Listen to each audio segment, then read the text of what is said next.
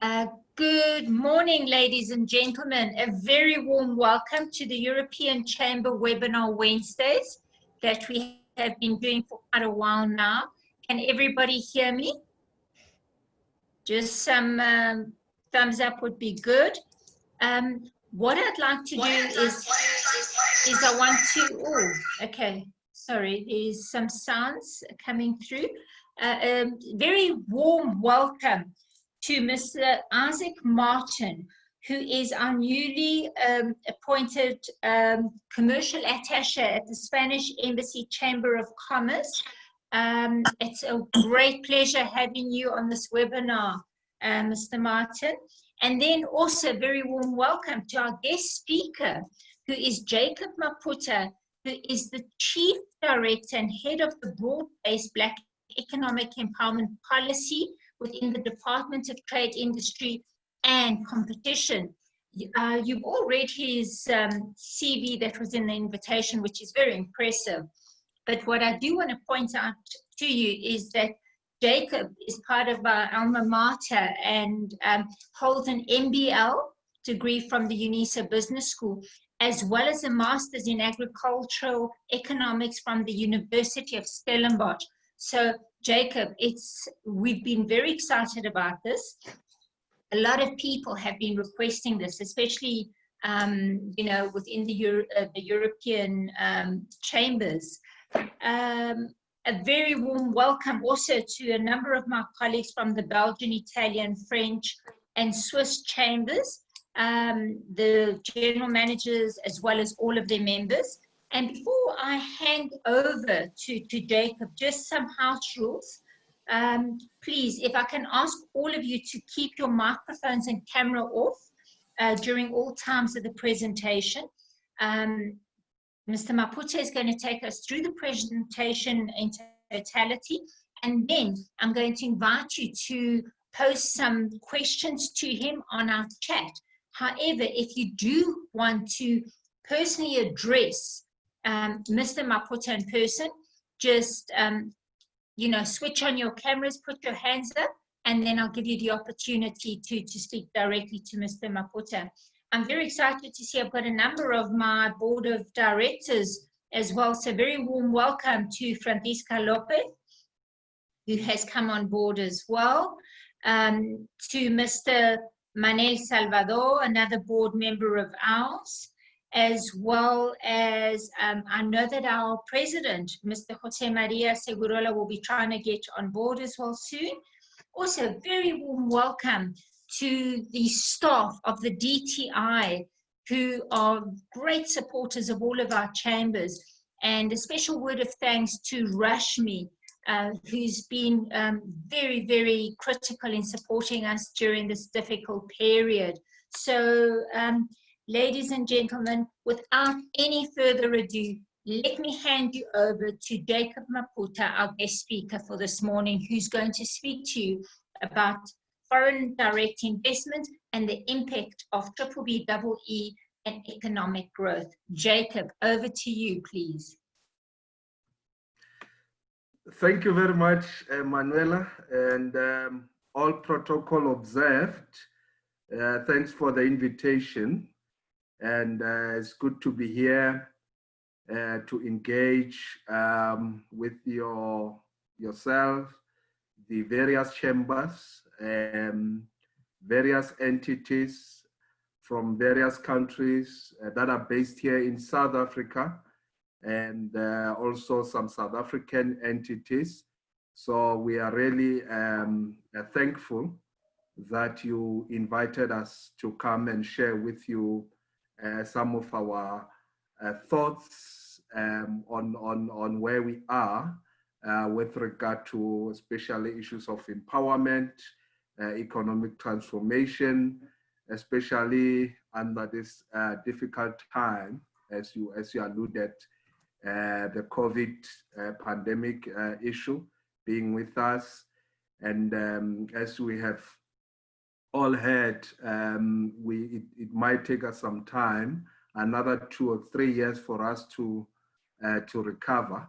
So I think it's very important that we continue to have these discussions to say then, how do we hold each other's hands? How do we work together as government, as the private sector, the partnerships within various sectors, between the established businesses as well as the emerging businesses, the partnership between countries to countries, and so forth. So I think that's, to me, is very important, that we continue to work together,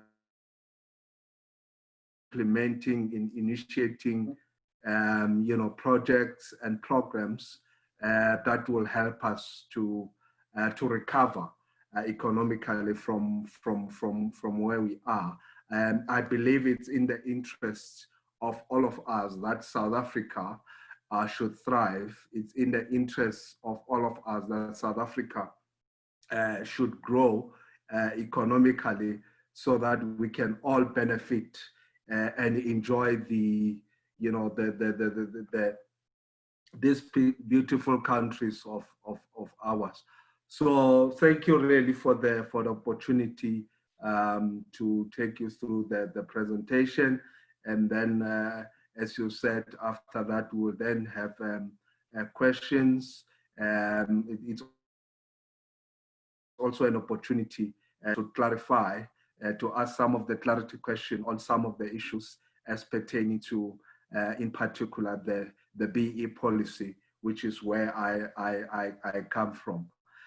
As you said, I'm not alone. I'm with my colleagues. They are on the line. If there's any matter that I might not be able to address, I will also ask my colleagues later when we do the question and answer session to assist me in that regard. So in terms of the outline of my presentation, I'll just touch on the overview of the South African economy. Where do we find ourselves currently? I'll touch on economic transformation, the legislative measures on transformation, zoom in particular to then the B-BBEE policy, some of the key achievements and impact that we need to celebrate. At most of the time, all what we hear in the media and out there is the negative around BEE and transformation, but there are achievements, and I think we need to celebrate them, and probably also start to highlight some of those achievements, some of those impacts, as we change the lives of our people. Some of the key challenges, of course, those challenges remain, and how do we work together, as I said. And then I will touch on an important program that we drive as the DTI, and that driving in the next few years, which is the Equity Equivalent Investment Program. We'll touch on that, we'll talk about that, and then some concluding remarks and recommendation. So as we might all know, the economy has not been doing as we might want it to be. In terms of performance, we've been growing really for the past few years at around 1.6%, which is, I believe, it's not enough. We need to be, the various policy documents, various discussions say that we should be growing at around 5-6% if we were to be able to deal with some of the socioeconomic challenges that we have, issues around unemployment, issues around poverty, as well as the high inequalities that we have. So the economy really has not been growing at the rate that we would like it to be. And of course, this has been exacerbated by the COVID. We expect that this year the economy might contract by at least 7.2%. Others will say 6.4 and so forth. But at least we can all agree that the pandemic is going to have a negative impact. Already we're feeling it. Already we've seen some of the statistics, the quarter-to-quarter economic growth that were issued a week or 2 weeks back, but let's say that the economy is going to really feel the impact. Although we've seen that in some of the sectors, there is some positive things, which, as I said, we need to take those, like in the agricultural sector, which seem to be still performing very well and still growing. But overall, we expect that the economy will not do well.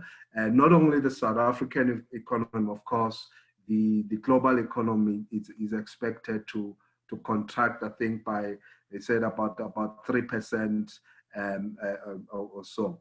But in all of this, as government working together with the private sector, we have put measures in place, such as the 500 billion economic recovery package that was announced by the president, to ensure that we at least lessen the impact of the pandemic, and that we don't experience the worst of the worst, but that we can still be able to hopefully recover quicker and still be able to maintain and save some of the industries and some of the entities that we would like to see thriving. So it's not all doom and gloom. There is hope, and as I said, I believe that if we continue to work together, private sector, government, and so forth,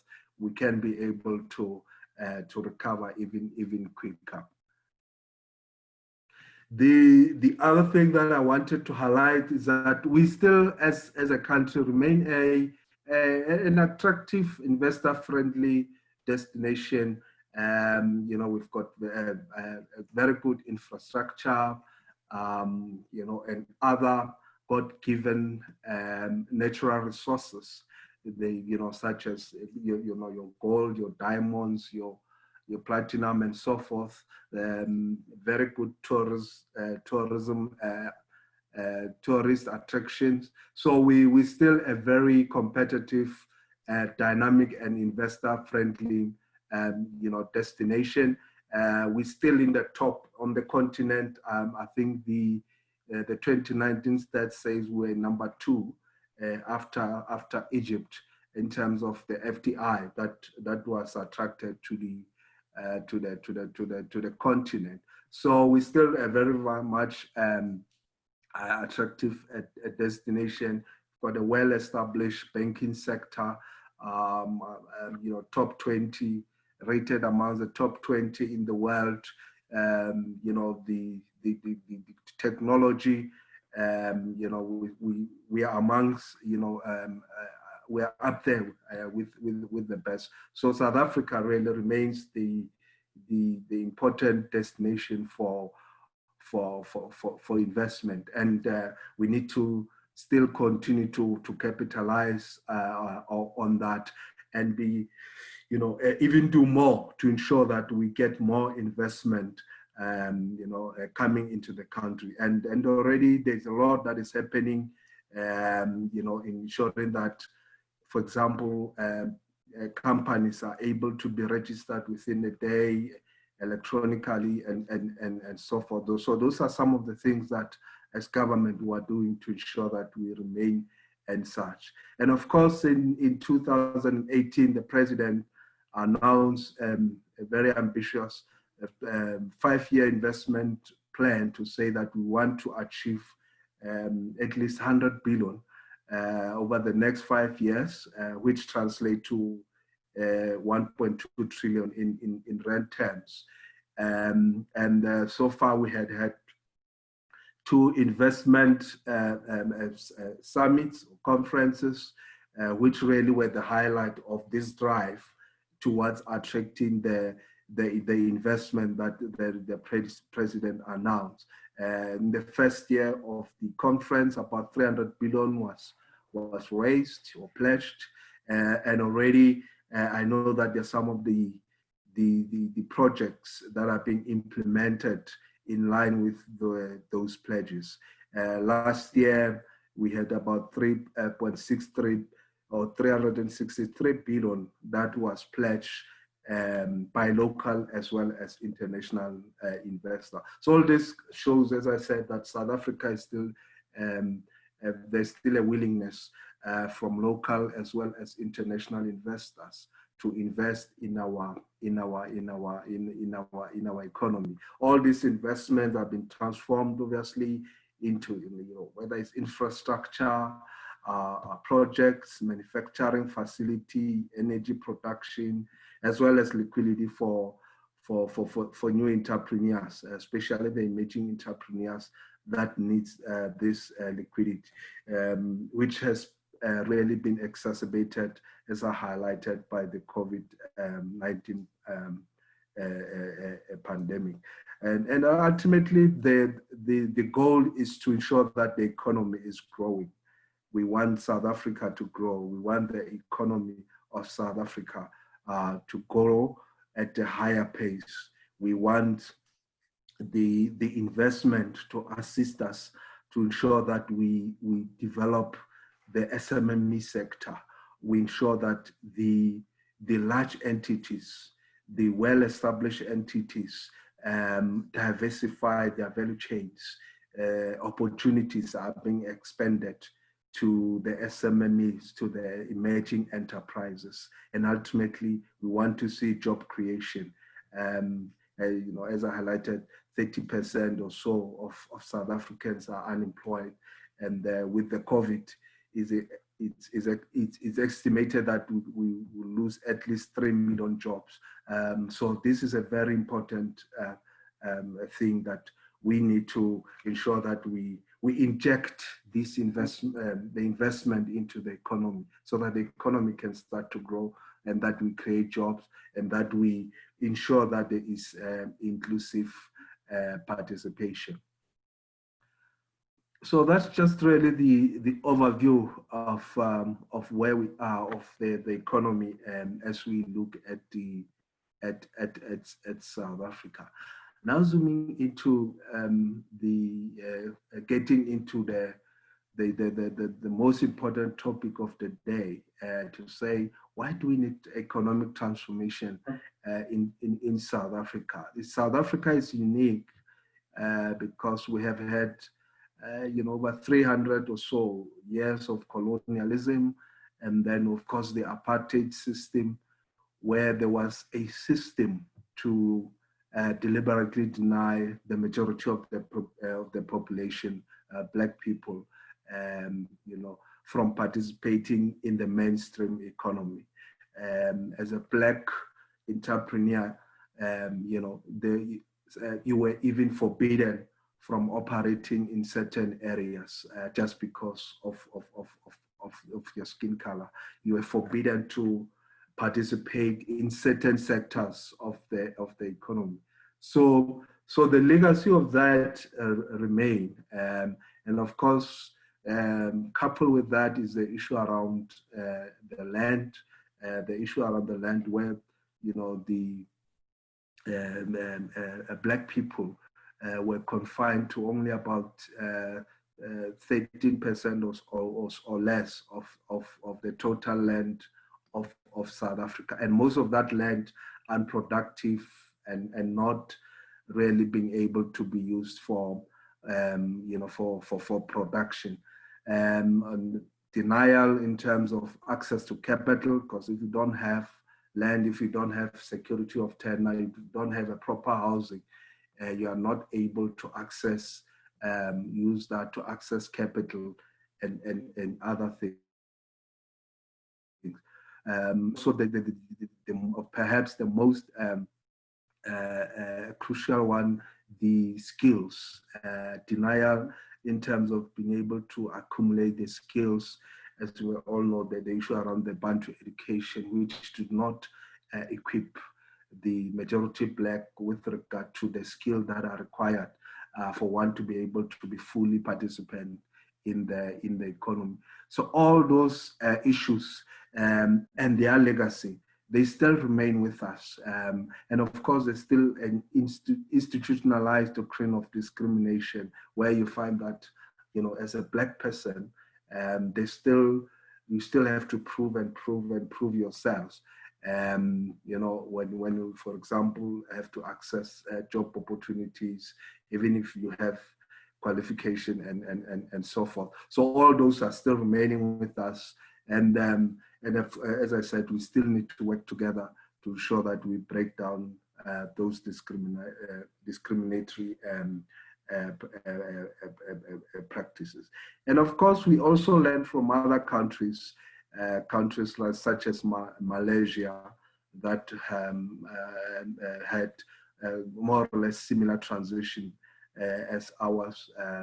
We, in fact, by and large, the BEE policy and some of our economic transformation policy, we learn lessons from the Malaysian and other countries.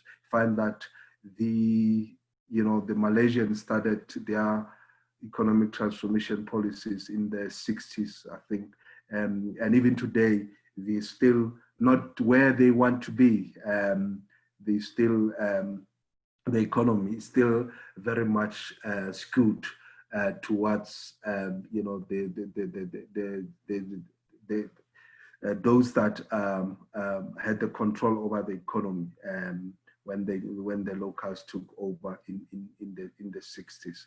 So this says that there is no evidence in history. I mean, even in America, issues around employment equity, affirmative action, especially for the minority Black, is still they are still grappling with that because markets are not perfect. As I said, there's no evidence elsewhere in the world that you can solve issues of discrimination, issues of legacy of prejudice through the market system, because markets are not perfect. You therefore need an intervention. You need a deliberate intervention, obviously informed by the reality, informed by your capacity and your ability as a country. Each country is different, but we also take lessons from other countries. As I said, countries such as Malaysia, to ensure that we correct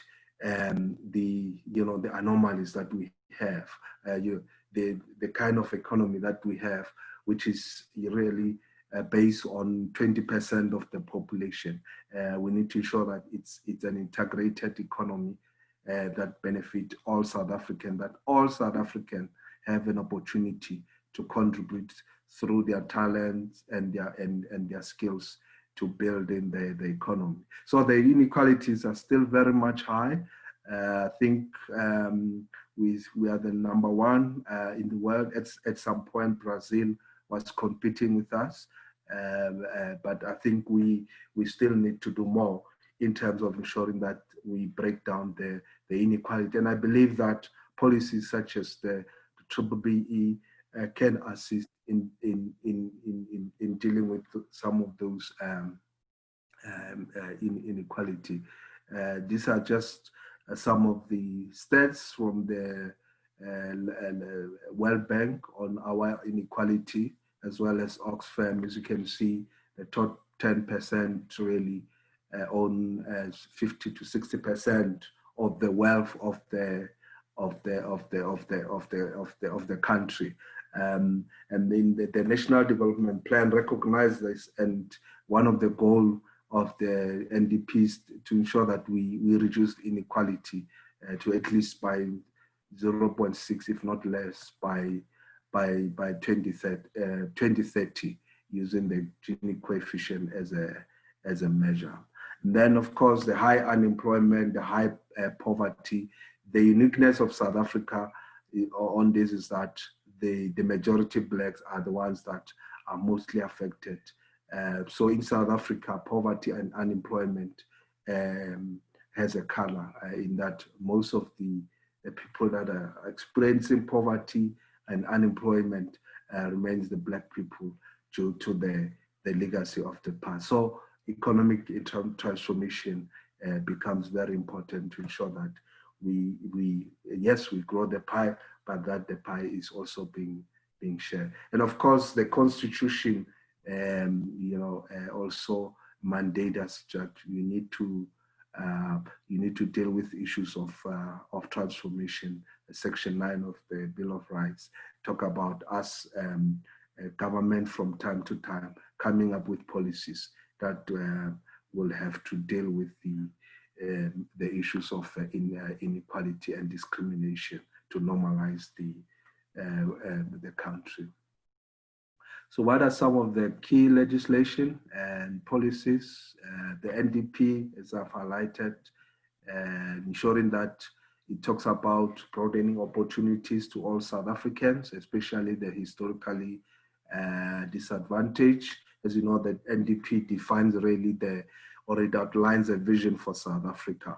And within that vision, one of the aim is to ensure that there is broadened opportunities and participation for all South Africa, but in particular, especially the historically disadvantaged, which are the majority Black people. The employment, equity, and workplace opportunities, which are guided by the Employment Equity Act, the B-BBEE, which would be most of what we'll be talking about today. The land reform policies, as you know, there's a committee that is dealing with this to ensure that the land question in South Africa must be addressed. I think, as I said, it's in the interest of all of us to ensure that this issue in particular is being addressed. And the president rightly so said that it will have to be done in a manner that is fair and in the manner that there is order, to ensure that we do not create chaos in the country. But we all have to agree that we have to address the land question in South Africa. We need to come up with ways, business, government. We need to say what would be the ways to deal with the land question. So we all have to be part of that solution on the issue of land. Then the Small Business Act, Development Act, to ensure that we look after the small business sector in South Africa. If you look at how we are structured, we're a highly concentrated economy, dominated by few sectors or few players in most of the economies, whether it's banking, agriculture, and so forth. And I believe that the competition commission is looking at the issues as well to ensure that we broaden the opportunities, ensure that we do not create barriers. We break down some of those barriers that will not enable new players and new small businesses to participate in the economy. Most of research will tell you that small businesses are the ones that are able to create more jobs because they are more innovative, and also as they grow. Unlike your established businesses that most of the time are looking at efficiency, how to downsize, how to be more efficient, and in that process either retrench or not employ and so forth.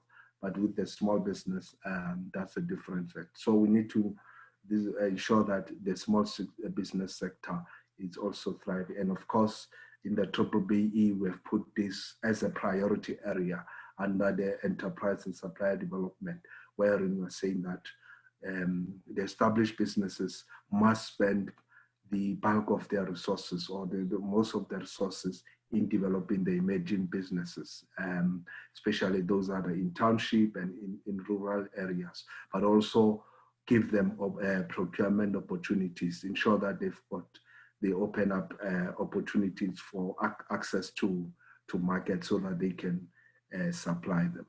The preferential procurement policy, you probably know that there is a bill that also will be further strengthening this area, of a very important area, which outlines how government must procure. And within that also ensure that there is issues of empowerment. Then our industrialization policies, lately, as you have seen,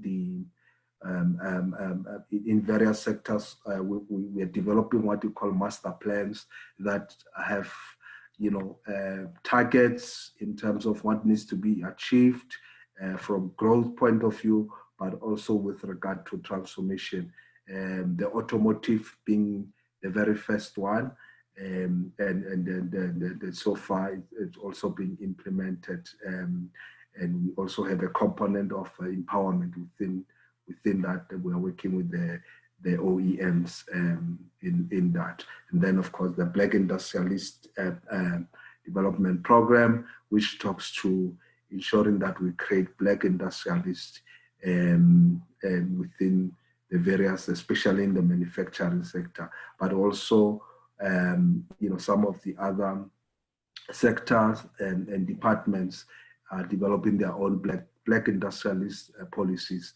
Your tourism, learning from what, as the DTI, we've done with our Black Industrialist Program, developing their own sector-specific Black Industrialist Program. And of course, the competition policies as well, very important, as I said, to create a conducive environment for fair competition, and also to ensure that at all times, new players and new entrepreneurs, innovators, are able to be given a platform to enter into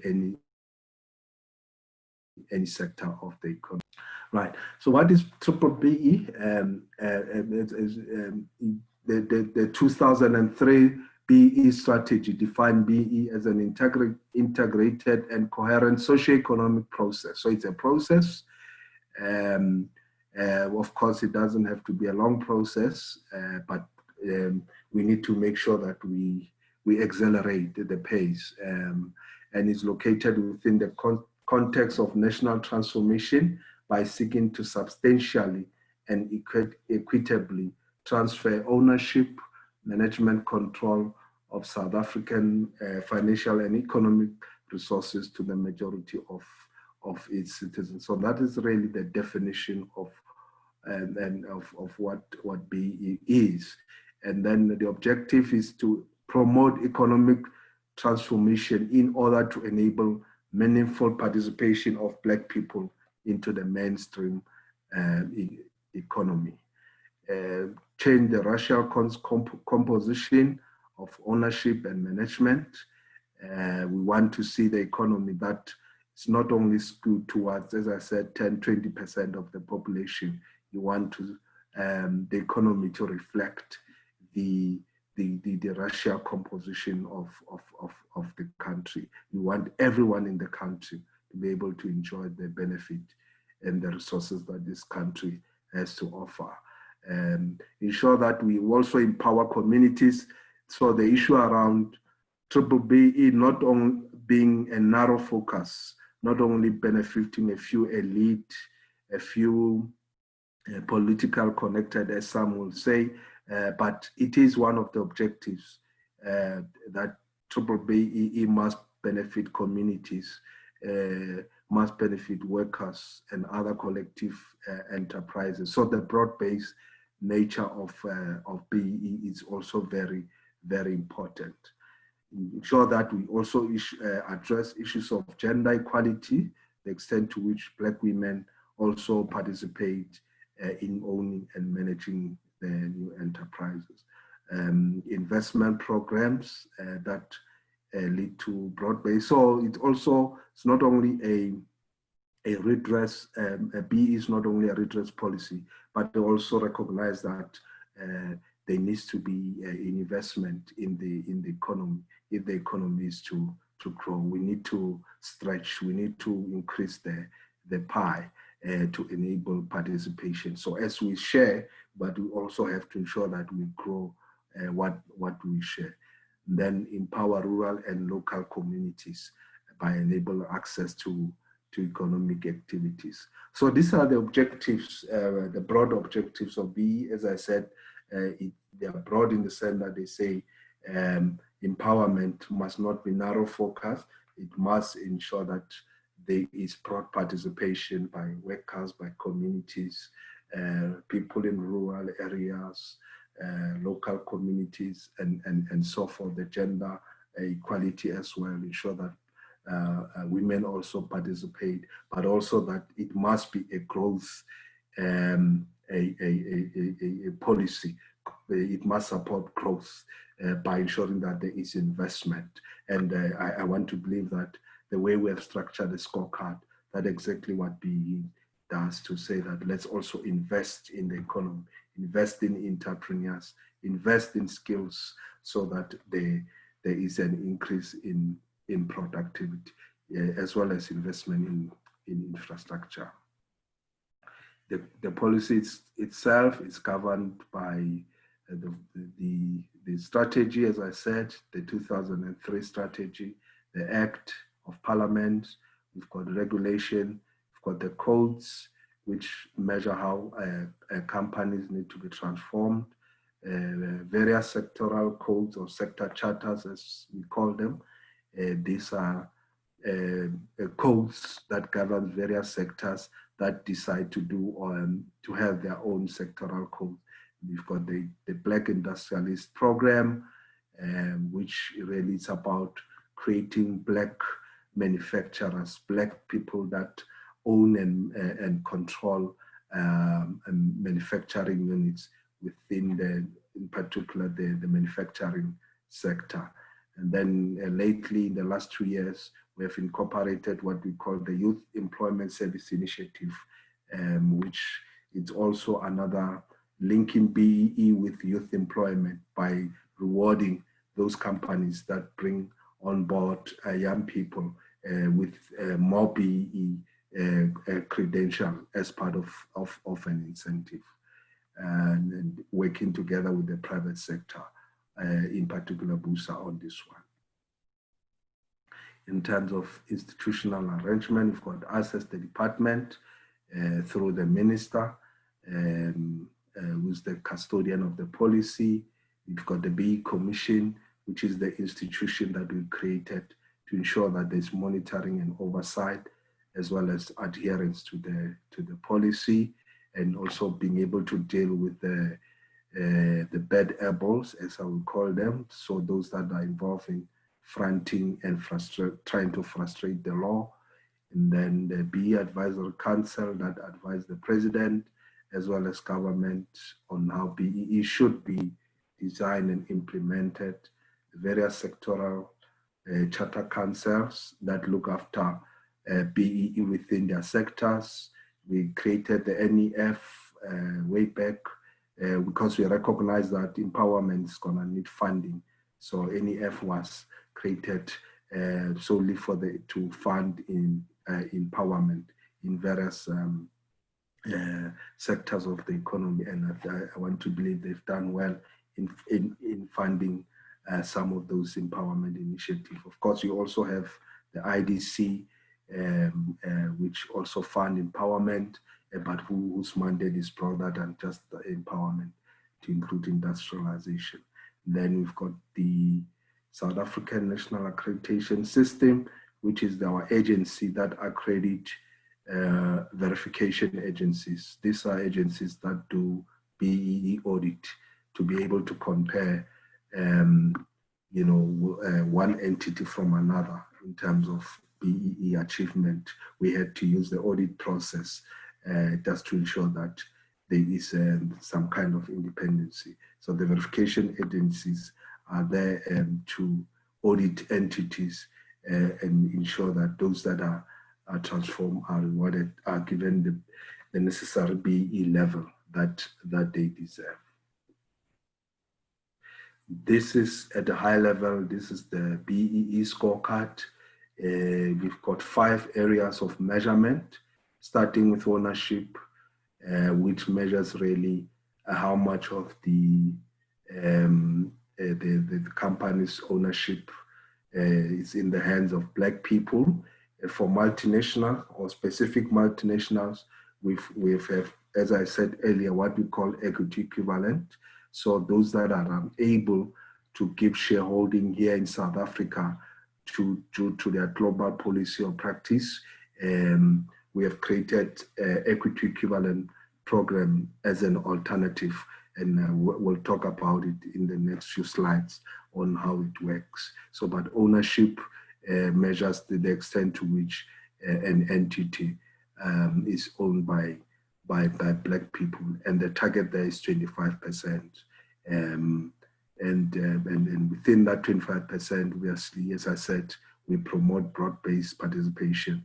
Then there need to be issues of gender, so women, communities, workers as well, within that 20%. Obviously, the drivers of growth and entrepreneurship are your entrepreneurs, but also saying that if we want to reduce inequality in the country, excuse me, we need to ensure that workers are also empowerment. They participate not only through wages, but also if there's opportunity for them to be part owners of companies, workers, communities, and other broad-based groupings, they need to be included within that 25%. Then management control measures the board as well as the executive participation. So there is a scorecard for that, and entity is able to measure itself against that. Skills development is about spending on skilling of your workers as well as your non-workers, and that also is a very important priority area. Then the fourth one is the enterprise and supply development, which really you can equate it to SMME development in a way. It measures the extent to which the established entities look after their suppliers, including in particular Black suppliers, and also ensuring that they procure from companies, other companies that are transformed by putting pressure on them, using their procurement muscle to put pressure on them to be able to transform, and also spending resources on developing the SMMEs, whether it's with regard to skills, if they need skills, the infrastructure, if they need the infrastructure, and other operational requirements that they might have. And we say that the kind of enterprise and supply development programs must be informed by a proper needs analysis. It shouldn't be about ticking off the box, throwing money at a problem, as we have seen in other quarters. But it should be about a real meaningful enterprise and supply development process, identifying the need and also having a clear plan, in terms of how the development need to unfold. So that is enterprise and supplier development. And the last one, which I think most companies find it easier to achieve, socio-economic development. Some might call it corporate social investment, where it's equivalent to that, although we say we must be biased towards creating economic activities. In other words, teaching people how to fish rather than giving them a fish, so that they are not dependent on you forever, that they can be able to stand on their own. So instead of food parcels, we rather say if there's a land in a particular community that is idle, rather assist them, the people there, to use that land to produce for themselves, vegetables for consumption and also for selling if they surplus and so forth. So socio-economic development, the kind of socio-economic development that we envisage is the one that empower people to be able to stand on their own and to be able to create their own wealth or their own economic activities, and not the one that makes them to be dependent forever. So that is a scorecard really at a high level. Obviously, each and every of those elements. They've got their own details, but at a high level, this is how the scorecard is in the BE. Now, once you have measured yourself against the scorecard in the previous slide, then this slide really just shows you the different level of compliance or BE recognition. The best level that one can achieve is a level 1. It means that you have achieved out of this 109 points, you have at least achieved 100. Then you are the best BEE contributor. Level 2 follows, level 3, level 4, all the way to the bottom, which is non-compliant. So if you achieve 40 out of 109, it means that you are non-compliant. In other words, your certificate is as good as nothing. Level 8, you need to do more. Level 7, you need to do more. What we usually advocate for is that at least minimum level 4 upward. Then you know that as an entity, you are really serious about transformation. So the board members that are here and top executive encourage your entities to at least make sure that they are at level 4 and higher. And I know of other big companies like your Vodacom that insist that all their suppliers, I think Siemens as well, their suppliers must at least be a level 4 and higher, because at least at a level 4, it shows that there is a seriousness with regard to achievement of transformation. Of course, we want all entities in South Africa to be at a level 1. Maybe then we can say we have arrived. We can have a sunset clause and so forth, and then we can focus on other things. So that's basically how the recognition level works. So if you are an entity, and if you are, for example, doing business, your supplier, if your supplier is at a level 8, if you look at the far right column, there it says BE recognition level 10%. What that means is that if I buy goods and service from a company that is a level 8, for BEE measurement purpose, I will only recognize 10%, right? Level 7, I only recognize 50%. At level 4, I recognize 100%. In other words, if Vodacom buys procure cell phones from Samsung, and the Samsung is a level 4, if Vodacom spend $1 million with Samsung, then they will recognize that $1 million when they do BEE measurement. However, if Samsung is at level 8, then Vodacom, even though in real monetary terms they have spent $1 million, they will only recognize 10%. So we did this deliberately to say that to companies that they need to procure from companies that have a better BEE score. So that is why the level 4 becomes important, because at the level 4 minimum, you are not losing anything from BEE measurement point of view. Anything below that, you start to lose your BEE rent value, if I can call it. So this is a very important provision that we put there.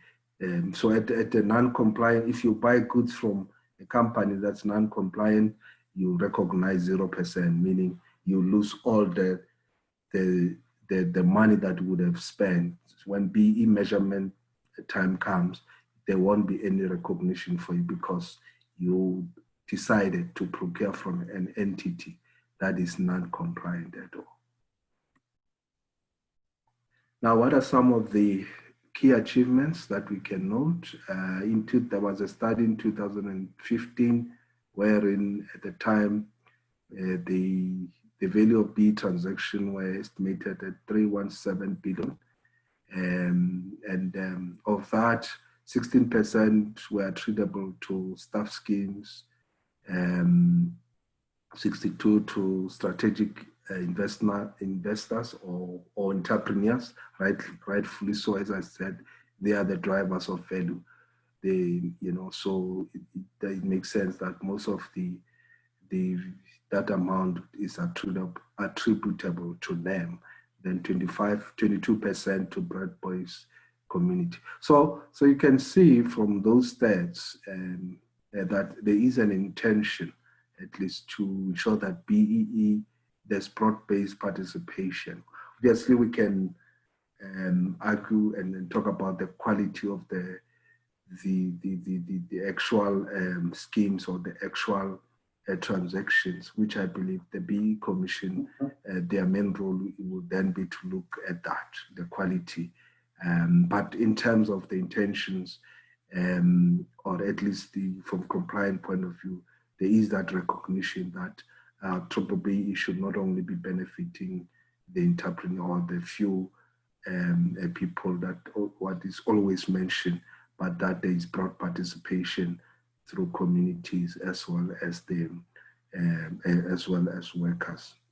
Again, just to emphasize the point, in the recent BEE Commission study also confirmed that so last year, or 2018, 2019, the value of transaction were about 101 billion, 95 transactions, and 29% attributable to women, Black women, 42% to Black designated groups. These are mostly the large transaction, those that are above 25 million, not the whole transactions in the course. So there is that intention, as if numbers are to go by that, there is an intention to ensure that there's broad participation.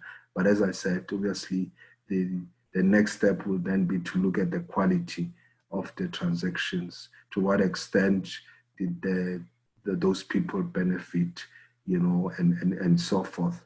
But from a design point of view and structuring of the BEE transaction, at least we can see from these numbers that there is an intention to ensure that there is broad participation. Some of the key achievements as the DTI, over 140 Black industrialists that we have supported to date. The equity equivalent program that I will spend maybe another 1 or 2 slides on, over 6 billion commitments.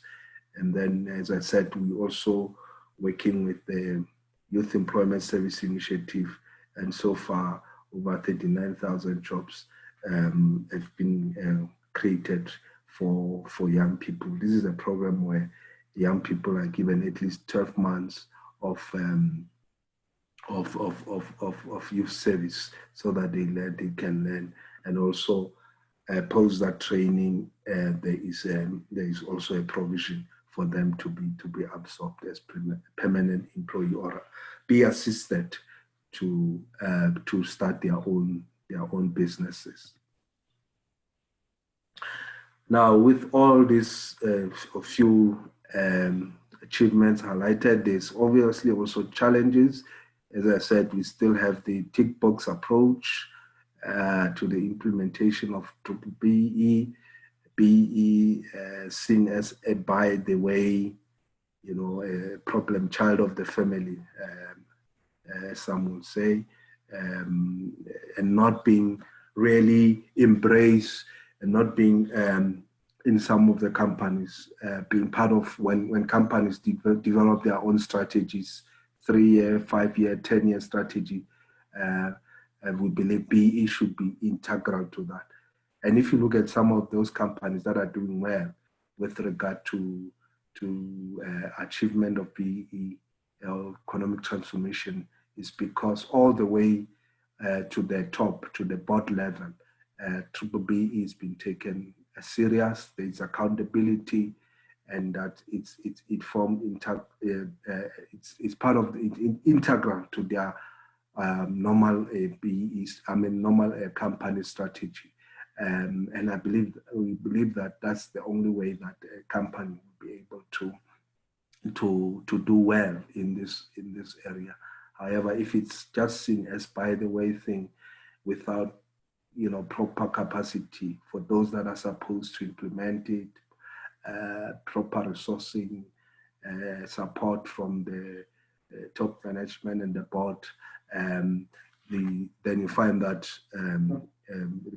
such companies are not doing well when coming to achieving a better BEE level and BEE scorecard. The enterprise and supply development, the not being used sufficiently, believe, in terms of SMME development. We did a study 2-3 years back that estimated that only for the JSC, there's potentially 17 billion or so of ESD funds that if we were to use it sufficiently and properly, for we can achieve a lot in terms of developing Black enterprises, developing SMMEs, and so forth. But what we have seen is that some of those funds sitting somewhere and not really being utilized to develop the intended beneficiaries. And I think now with the COVID as well, the need for funding has become even more. So I think we need to look at this area, and we're looking at it closely, so that how do we release some of those resources so that we can use them for the intended objective, which is to fund small businesses as well as Black-owned enterprises.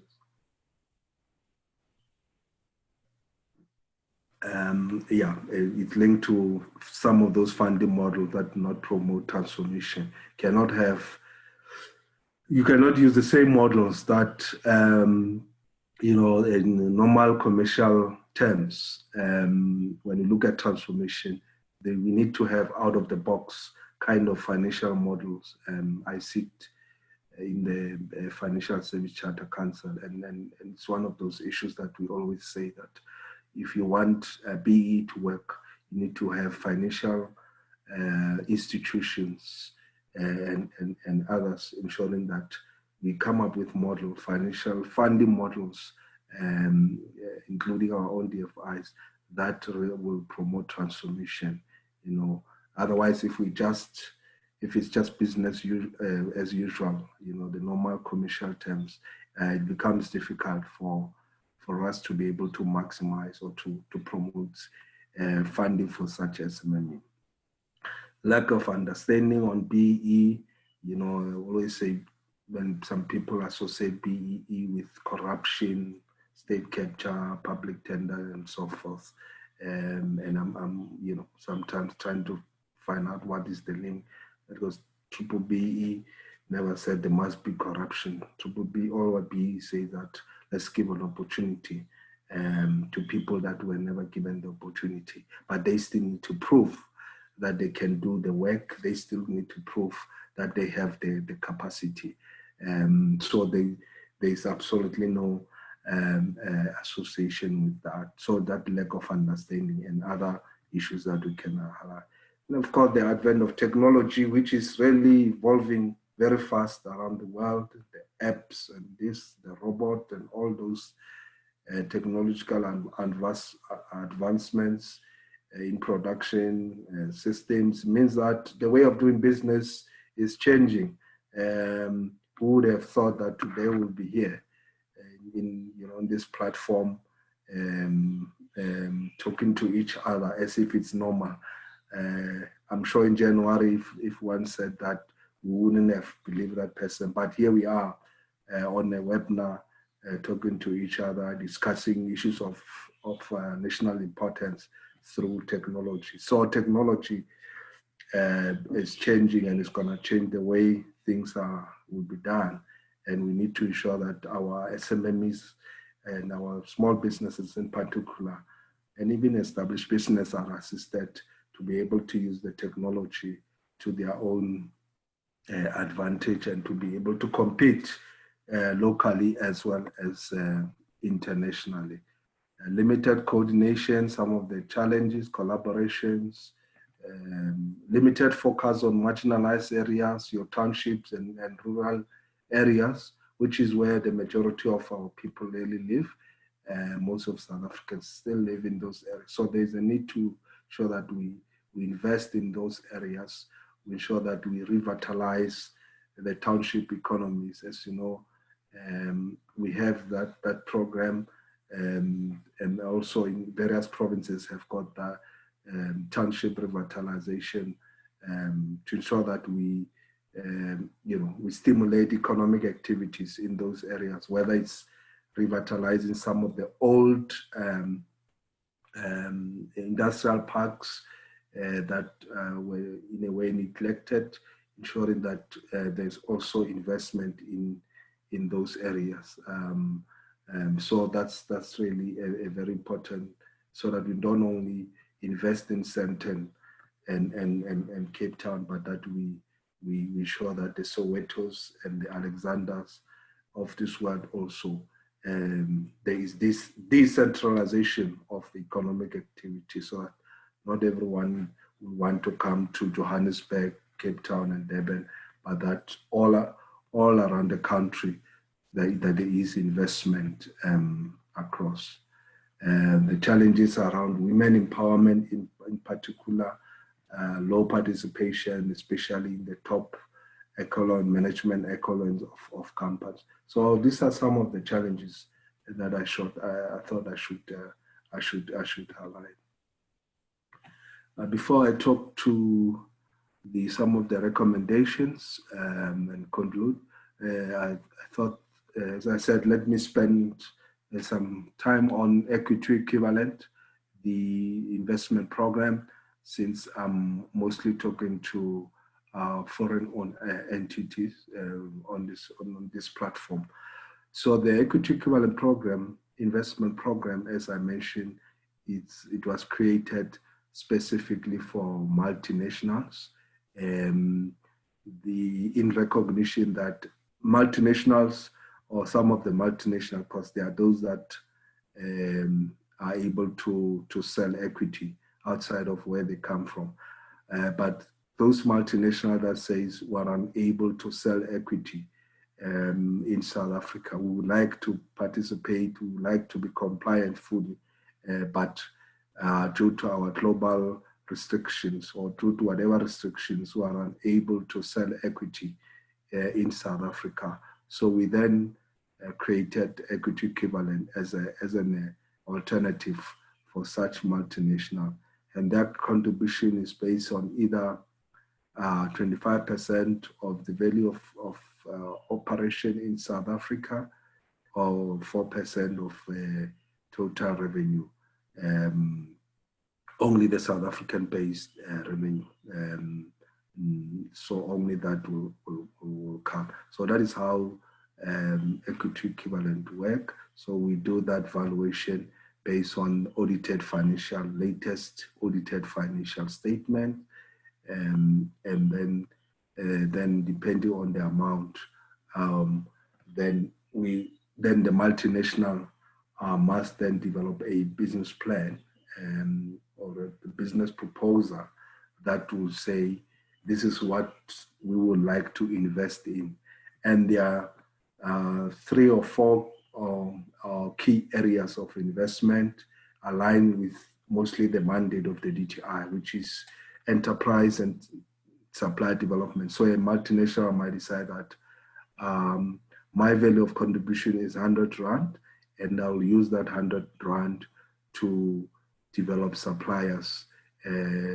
Let's say if you are in Nestle, suppliers that will produce milk, as an example, and this is over and above your normal enterprise development. So this is for in lieu of ownership. It does not count under your normal enterprise and supply development element which we spoke about earlier. This is over and above that. This is in lieu of you not being able to contribute towards giving of equity in South Africa. So you might decide to do enterprise and supplier development, which we encourage, very important. As I said, we want to grow as many SMME, as many enterprises, Black enterprises in the economy, including Black industrialists. So you might want to use that, your contribution to develop that. The other area could be critical skills development. We say critical because we don't want the normal soft skills, that we usually see.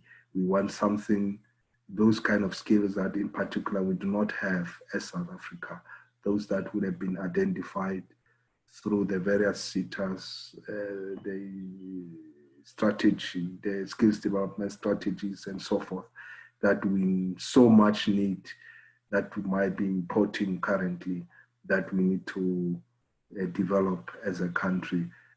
So that's the second area where a multinational might make a contribution to say, I will support, identify, students in this area that need, in this area where there's a shortage of skills, and I will facilitate that they get those skills, whether they have to go to university locally or internationally, or whatever institution of learning, so that they get those critical skills. So that's the second area. Then the last area is research and development, where, again, for us to be competitive as a country, research and issues of innovation become. So that's another areas where, through equity equivalent investment program, multinational might decide that they would like to invest in research. Like IBM is an example, and they invest in a lab through equity equivalent investment, invested in a lab at University in Braamfontein. So that's also another area of an investment where a multinational may make a contribution.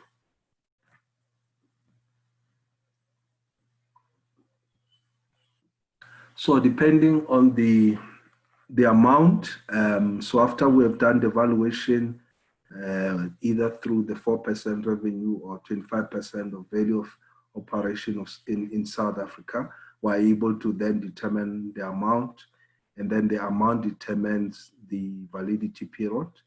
So if it's 100 million or more, it's up to 10 years, 75 million, I think it's, let me just see, I can't see on my screen. I think it's between 7 and 10, but I'm sure there we go. Between 75 and 100 million can be considered for an investment period of up to 7 years, 50 and 75, 5 years, and then 50 and below, it's 3 years. So depending on the amount, your BEE recognition is determined by that amount. So 10 years, you'll be implementing the program based on the proposal or the business plan, and then you'll be getting the full 25 points if you do full investment. However, there are multinationals that says we cannot afford the full investment, so we want to do a partial contribution. That's also allowed in terms of the law, but the minimum is 40%. So you can only be allowed to do minimum 40% of partial contribution based on your target. And also the number of points, BEE points that you will score, will also be in proportion to your contribution. So if it's 40%, means you'll also got 40% of the 25 points. You won't get the full 25 points. Yeah, so that's that. And then after the expiry date, if you still want to proceed, you're allowed to do an additional contribution continue with the program. Yeah, so that's really the equity equivalent. As I said, we really would like to encourage multinationals to apply. We're constantly making it easier, trying to make it easier for companies to apply, to get quicker assistance, so that we don't lose the investment, this very important investment that we need in the economy, So we really would like to encourage you to apply, to approach us if you would like to participate or need more information. And also you can learn from others. There's 13 or more multinationals that participate. So you can also learn from them in terms of what is required and what positive contribution you can be able to make to the program. So then coming towards conclusion, as I said, I think it's very important, especially now with the COVID, has shown that we really need each other, government, private sector. We need to strengthen the partnerships and have those platforms for cooperation between government, private sector, small business, emerging business, and the large businesses. So that to me is very, very important. We need to look at our value chains, restructuring. We saw that during COVID lockdown, some of the value chains were almost non-operational. So we need to look at rethinking and structuring our value chains and maximize on the resources that we have and the value we have within South Africa. The localization to us is very important. So we've got a sector desk at the DTI that deals specifically with this because we would like to see more production and value addition activities taking place in South Africa. And transformation talks to that as well, reward those that localize some of the production. So that's, to me, is very important, and link this to rural and township areas, ensure that we invest in those. I know there's a multinational that has invested, it might be in this platform, in an industrial park in Hammanskraal. So those are very important that we invest in those areas. There is an old infrastructure that we're reviving to ensure that it becomes easy for you to do business in those areas, stimulate the economies of those areas, and also integrate ourselves within the value chains that exist in those areas.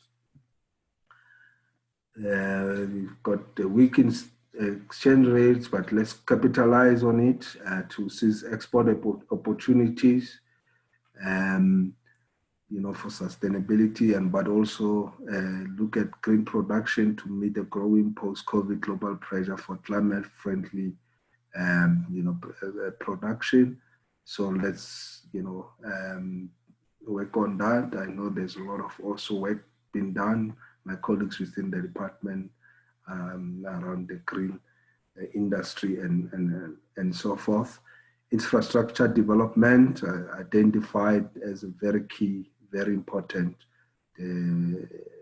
ways to also revitalize the economy, ensure that we recover, whether it's in water and sanitation system, telecom networks, grids and so forth. So that's very important that whatever resources we're able to garner, we use it to build the necessary infrastructure, roads and so forth in order to drive job creation.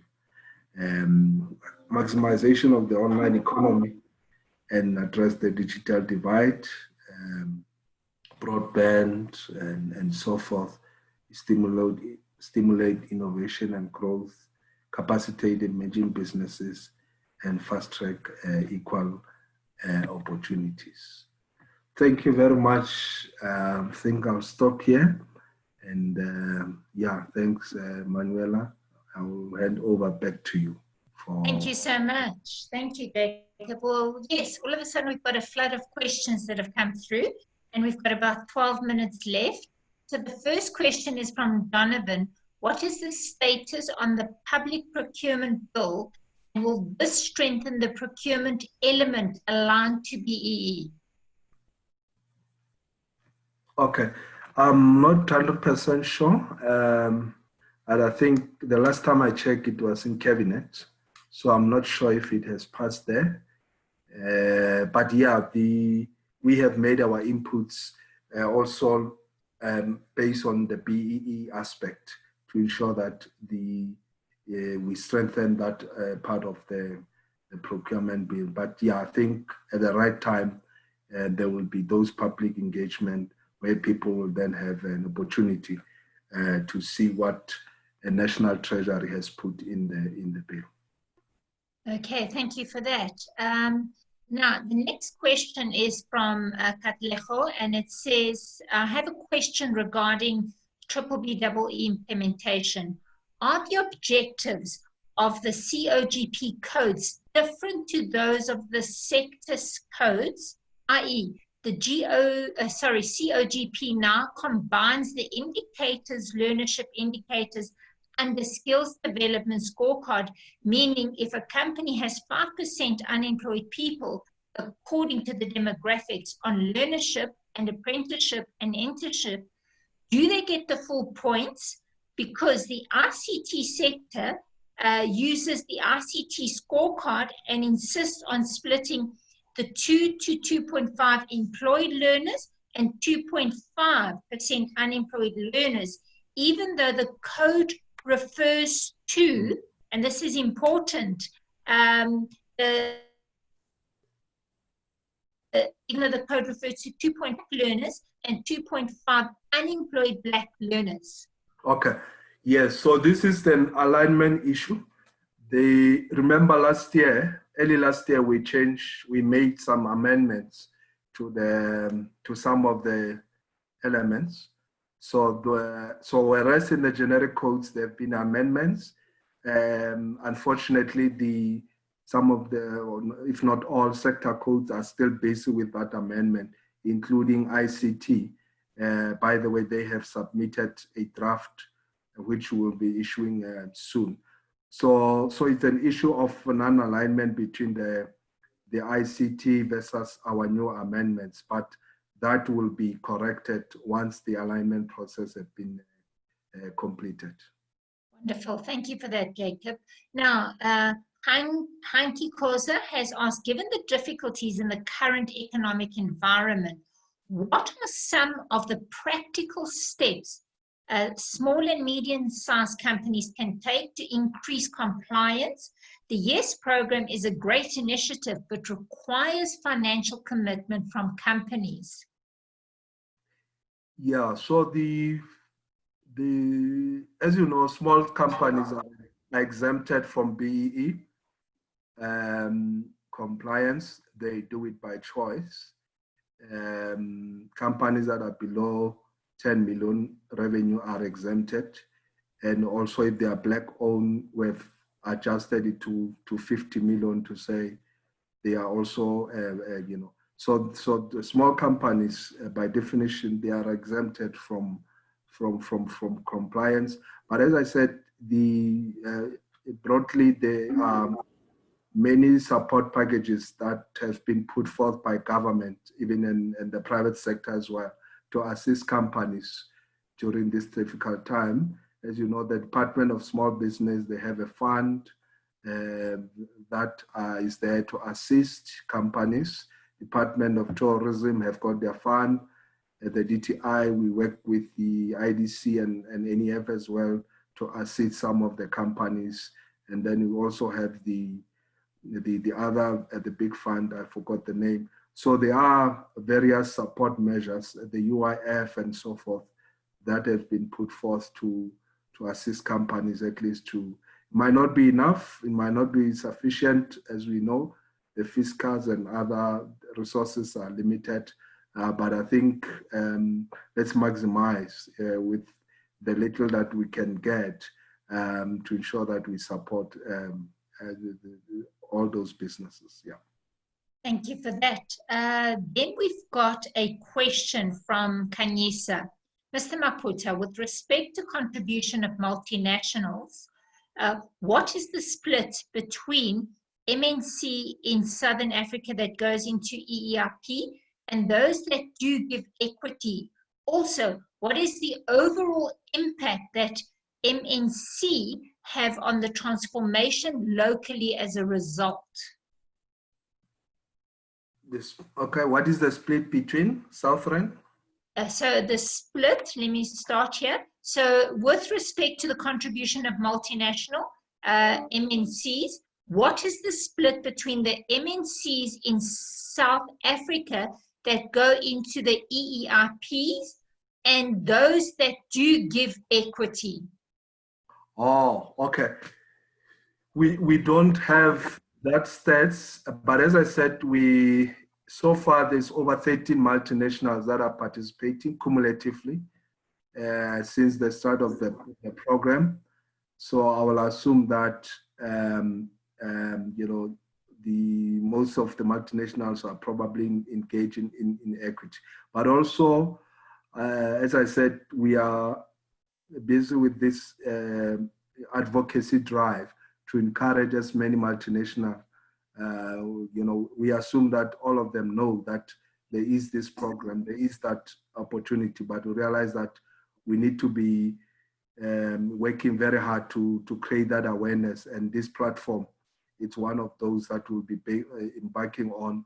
We're also working with other business associations and chambers to ensure that we create awareness about the program for those multinationals that feel that they are stuck. There's nothing that they can do, but that there can be an opportunity to work with us and participate in this program.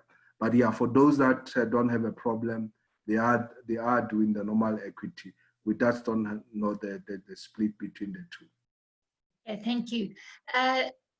Then from Katlejo, Jacob mentioned that the economy is going to be affected by the effects of COVID-19.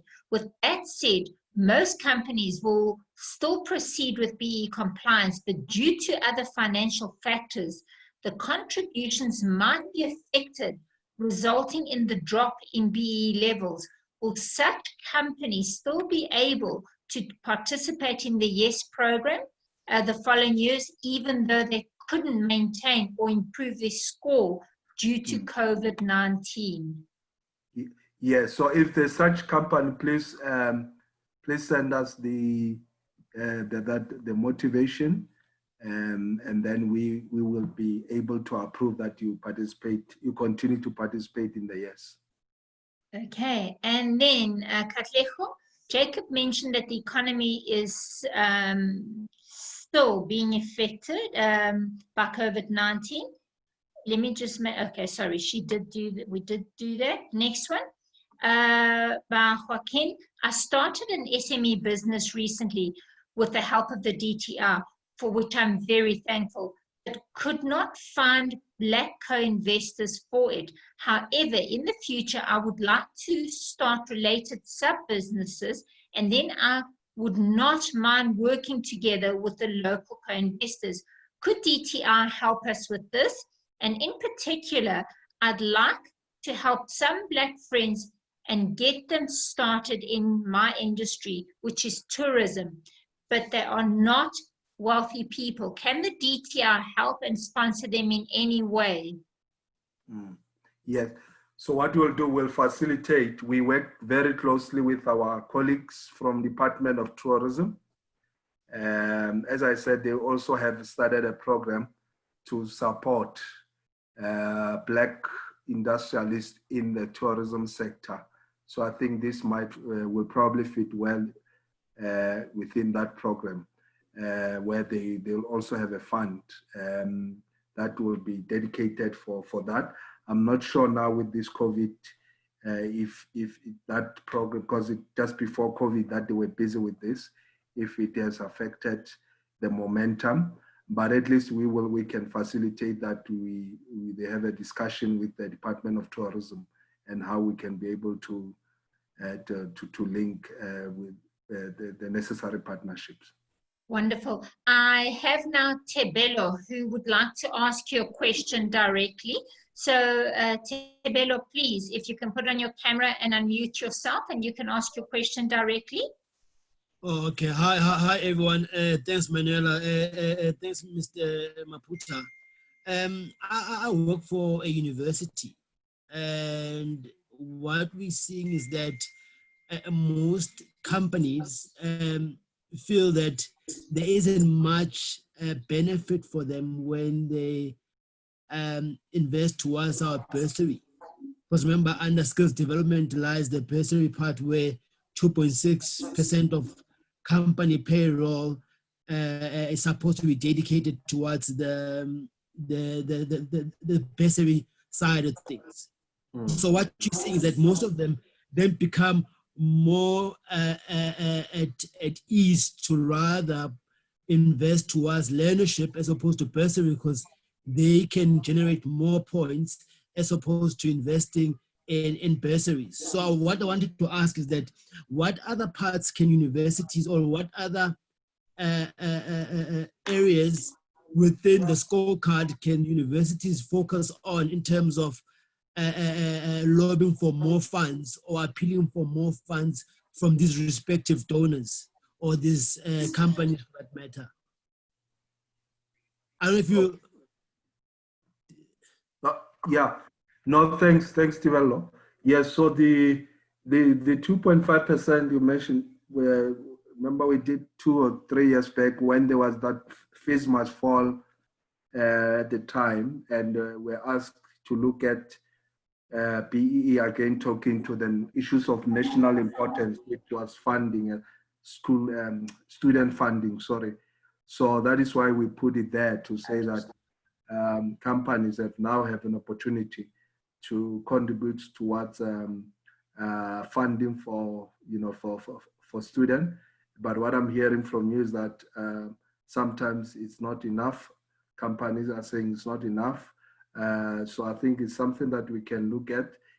In fact, we, through the Department of Higher Education, we're having an engagement with is it UFASA, the Association for Higher Education Universities. It used to be called HESA, if I remember. So we're having those engagement. In fact, we are meeting on the 2nd of October to discuss some of these issues. So I think what we'll do, we'll then look at it in detail in that forum to ensure that we benefit. The aim is really to ensure that universities have as much resources for research, for student learning and so forth. So I've taken note of the issue, and then I will, and if you can also submit through your university to the association, so that we can have a look at it in detail. Thank you so much, Jacob. Right. Lawrence Roth also wants to ask you a question personally. Lawrence, please unmute yourself. Hello, Lawrence Roth here from Quivertree Capital. Jacob, nice to see you. We both presented at the Summit conference some time ago. We help a number of multinational companies come to South Africa, but empowerment is misunderstood and is daunting for companies that don't understand what it's really about. And the question is whether the DTIC has any sort of register or assists these companies in coming to South Africa in terms of putting them in touch with people who can assist them, a guiding hand through BEE for them. Yeah. Yes, look, I think ultimately the DTI is the best, I want to believe, because we are able to give proper policy interpretation. Because what we have realized that sometimes people go to other people and they don't give them the correct information or the correct advice. So capacity allowing, we can be able to assist. You know, we would like to do many of these workshops or webinars so that we create awareness on the policy. But also there's other, out there in the market, there's other good advisors. There is an association that we work with. It's an association of BE advisors and verifiers. So we can also, you know, keep you in touch with them so that you get, but as I said, I believe that we are, as a DTI, capacity, depending on capacity, we should be able to advise with BEE interpretation and the spirit and the intent. That is what we do, yeah. Thank you for that. Excellent, thank you. Thank you. There's one more question and then we need to round this off. Dale has asked that a lot of skill development initiatives had to be stopped during COVID-19. This reduces the training period and spend for the duration, which may have a significant impact on the skills development and overall BE level if minimum threshold is not achieved. Are there any plans to relax this for this year? That was one part of the question. And then the other part of the question was a lot of skills development initiative had to be stopped, obviously, as well. So for me, apart from that, sorry, Gail, that was the last part. So a lot of it is about, some of the questions is, because of COVID, a number of initiatives had to be stopped, which has impacted a lot of businesses on the BE scorecard, including spend on procurement, etc. What does the DTR have in place to assist these corporates, please? Yeah, so there was you know, an intense discussion on this, whether we need to, you know, lessen the scorecard for the time being, maybe a year or so. But that discussion, unfortunately, couldn't go beyond that. The final decision was to say, let's just leave things where we are for now. Let's monitor, and if there is still an opportunity to relook at giving those concessions on the BE scorecard, we can still be doing that. But as I said, you know, on certain instances, like if companies want to still be in the yes, we're able still to approve that they do that if they can prove that they were affected by the COVID. But the overall blanket concessions on the implementation of BEE has not yet been. There has not been a decision on that should happen. But obviously, we are sympathetic to companies and understand that this has had an impact on them. But it's an ongoing discussion, and if there's any decision, we will inform you accordingly. Thanks. Thank you for that, Jacob. Everybody, Rashmi has answered Lawrence's question and concern that there is a unit called InvestSA that can assist and handhold investors coming into South Africa. You can contact the DTR directly, and they will assist with the focal points with the Department of Trade, Industry and Competition. Ladies and gentlemen, we've taken quite a lot of your time. I want to take this opportunity of thanking Jacob Maphutha for today's session. Jacob, with your permission, could I ask all of our participants that if they wish to communicate and have further questions, that they communicate directly with the Department of Trade and Industry? I'm happy to give you an email address for that. Ladies and gentlemen, I think this was very informative. I think this has empowered all of us. And I invite you, I really do invite you to communicate with the Department of Trade and Industry. They are so supportive of all of us right here, not only our direct foreign investors, but all businesses. They are hugely professional and avail themselves at all times. Ladies and gentlemen, Jacob, to all of the chamber members, thank you for your time today. And we look forward to seeing you again at our next webinar. Keep well, stay safe. Until the next one. Bye-bye, everybody. Thank you. Bye-bye. Thank you.